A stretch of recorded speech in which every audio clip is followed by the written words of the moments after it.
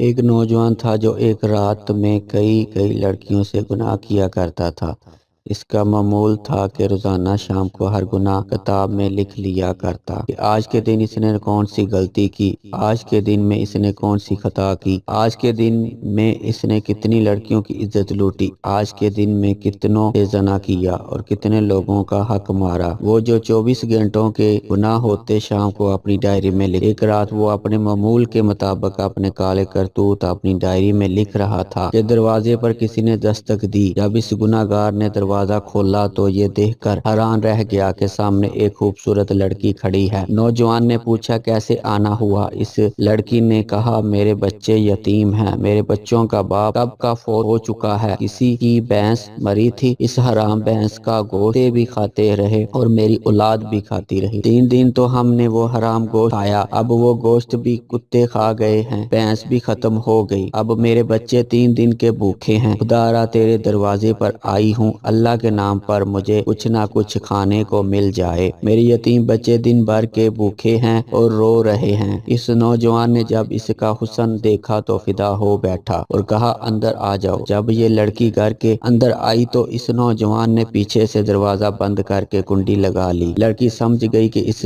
بد نیت کی نیت خراب ہو گئی ہے۔ اب اس نوجوان نے کہا کہ اے لڑکی میں تیری ہر ضرورت پوری کرنے کو تیار ہوں، تجھے کھانا، پیسے، راشن دینے کو تیار ہوں، لیکن میری ایک شرط ہے اور وہ شرط یہ ہے کہ میری خواہش پوری کرنی پڑے گی۔ یہ کہتے ہی اس نوجوان نے لڑکی کو اپنی طرف کھینچا تو اس لڑکی کی ایک چیخ نکلی اور زور سے پکارا اے مصیبتوں کو دور کرنے والے رب مجھے اس ذلیل انسان سے بچا لے، اے بلاؤں کو دور کرنے والے رب مجھے اس ذلیل انسان سے بچا لے، اے میرے عزت کے محافظ میرے رب میری عزت کو بچا۔ اس لڑکی نے کہا اے نوجوان نادان، تو مجھے موت سے غافل نظر آ رہا ہے، کیا تو نہیں جانتا کہ تجھ سے بہت بڑے بڑے طاقتوروں کو موت نے نیلام گھاٹے میں اتار دیا ہے، ان کا سوائے کفن کے کچھ بھی نصیب نہیں ہوا، جو انہوں نے بڑے بڑے گھر آباد کیے تھے اور وہ خالی کے خالی رہ گئے۔ اے نادان یہ حشر صرف انہی کا نہیں ہوا، وہ دن آنے والا ہے تیرا بھی یہی حشر ہونے والا ہے۔ اے شیطان کی چال میں پھنسنے والے نوجوان اپنی آنکھیں کھول، قیامت کے دن اپنے رب کو کیا منہ دکھائے گا؟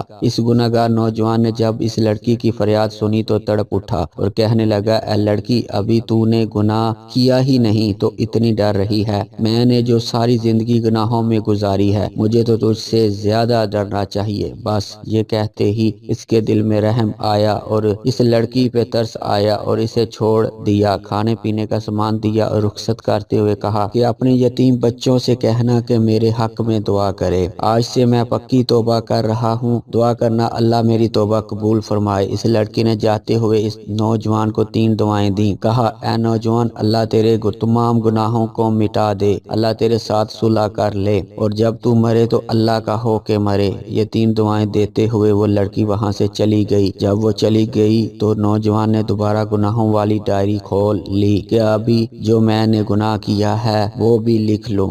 جیسے ہی اس نے ڈائری کا پہلا صفحہ کھولا تو اس کے اوپر کچھ بھی نہیں لکھا ہوا تھا، تمام کے تمام گناہ مٹ گئے تھے۔ نوجوان نے تمام صفحے چھان مارے، ہر ایک صفحہ چھان مارا، پچھلے سارے کے سارے گناہ مٹ گئے تھے، سارے صفحے سفید نظر آ رہے تھے۔ غائب سے ایک آواز آئی اے نوجوان اللہ نے ایک عورت کے ہاتھوں تیرے ساتھ صلح کر لی، ایک تو اللہ نے تجھے توبہ کرنے کی توفیق دی ہے، دوسری دعا اللہ نے تیرے ساتھ صلح کی ہے اور تیسری دعا جب تو مرے گا تو اللہ کا ہو کے مرے گا۔ لکھنے والے نے لکھتے ہیں جب یہ نوجوان مرا تو اللہ کا ولی بن کر مرا تھا، ساری عمر نمازیں پڑھنے میں گزار دی، ساری عمر قرآن پڑھنے میں گزار دی اور ساری زندگی اللہ اللہ کرنے میں گزار دی۔ اللہ کو اس طرح راضی کیا کہ جب مرا تھا تو اللہ کا ولی بن کر مرا تھا۔ اللہ ہمیں بھی ان تینوں کی توفیق عطا فرمائے، آمین۔